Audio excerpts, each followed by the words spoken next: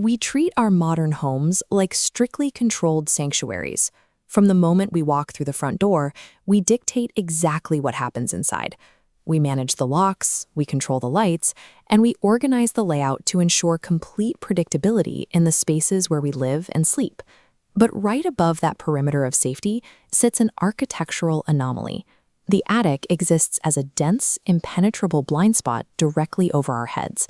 We designate it as a graveyard for forgotten possessions and seasonal boxes, intentionally ignoring the space for months or years at a time.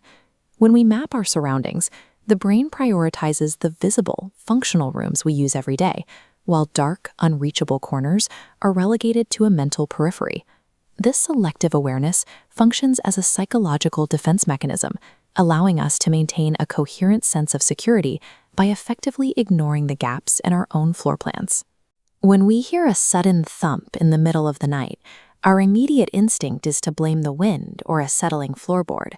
We do this because the alternative, accepting that an illogical, uninvited threat exists inside our locked house, is entirely too devastating to process. But sometimes, the physical evidence left behind is completely at odds with those comforting logical explanations provided by our parents, the police, and authority figures. A middle school boy repeatedly wakes up to find displaced storage boxes and heavy lamps from the attic sitting quietly in his bedroom. Stranger still, the soles of his feet are covered in a thick, uniquely gray grime, packed with grit between his toes. The situation escalates when he wakes up one night completely removed from his bed. He is standing totally upright, bare feet on splintered wood, entirely enveloped in the pitch-black darkness of the attic. He manages to find his way down and wakes his parents in a panic. Their reaction is perfectly rational. They casually dismiss the entire ordeal as an ordinary case of childhood sleepwalking, assuring him he will eventually grow out of it. Look at this 3D layout of the attic, a chaotic maze of uneven joists and severe drops. Missing a step means plunging through the ceiling. To accept the sleepwalking alibi, an unconscious child must have smoothly navigated this route in the dark, without any injury. Before the boy found the hatch that night, he stood frozen in the dark and heard a distinct, soft thud, a shift of weight on the floorboards directly behind him. The sleepwalking defense fails to account for the specialized spatial awareness required to survive that maze, and it cannot explain the presence of a second entity waiting with him in the dark. Our second case hinges on written documentation. While looking for holiday decorations, a boy uncovers the heavy box tucked into the back corner of his family's generational home. Inside are dozens of frantic journals detailing a previous resident's complete descent into madness. This blueprint illustrates the author's core obsession.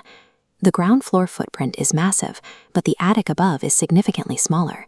As highlighted, they mapped a missing block of negative space stretching several feet deep, documenting hours spent listening to scratching sounds from the other side. The boy immediately shows his father, who grabs his heavy tools and violently tears the attic drywall down. He reveals a massive hidden void running the entire length of the room. The inner walls of this sealed space are completely covered in chaotic, alien symbols and thick black lines. Overwhelmed by the discovery, the father rationalizes it. He assumes his own father must have found these mad writings decades ago, compiled them, and simply stored the heavy black box in the corner of the attic.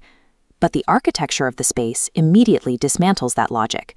When the father and son inspect the void, they confirm there are absolutely no doors, no seams, and no alternate entrances of any kind leading into the gap. The father's theory avoids the terrifying physical reality staring them in the face. Someone, or something, managed to physically enter a hermetically sealed void to draw those symbols in the first place. The final case tests the physical limits of sound. A man inherits a massive 3-story colonial home. The house is incredibly old, and the floorboards are so intensely creaky that silent movement anywhere inside is a physical impossibility. While smoking outside one night, the owner spots a silhouette moving behind a tiny, foot-wide window in the attic.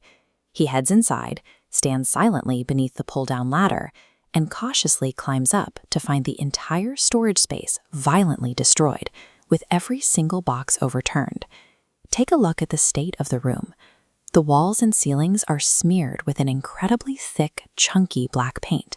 It is completely wet, actively dripping down the wooden beams, proving whatever caused the destruction did it mere seconds ago. The owner panics, retreats down the ladder to grab a knife from the kitchen, and charges right back up.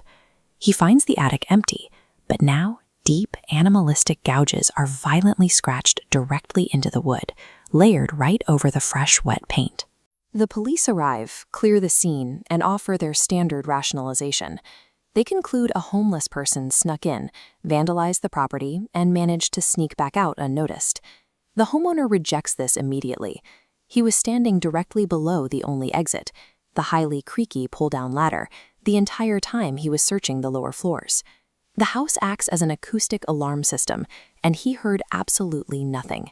The police alibi fails the test of physical constraints. Because the owner blocked the only exit and the floorboards remained silent, the intruder did not leave through the doors. They simply vanished. These three victims share a profound isolation. They each survived a direct encounter with the impossible, only to have their trauma casually dismissed by the authority figures responsible for their safety. The sleepwalking explanation, the hoarder grandfather, and the sneaky vagrant serve the exact same purpose. They are flimsy psychological band-aids swiftly applied over gaping, unexplainable wounds.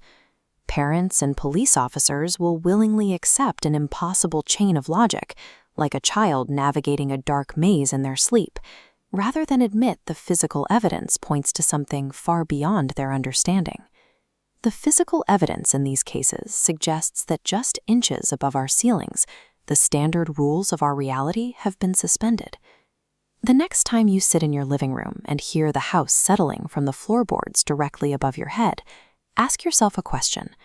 Are you listening to the wind, or are you just applying a logical alibi to an illogical truth?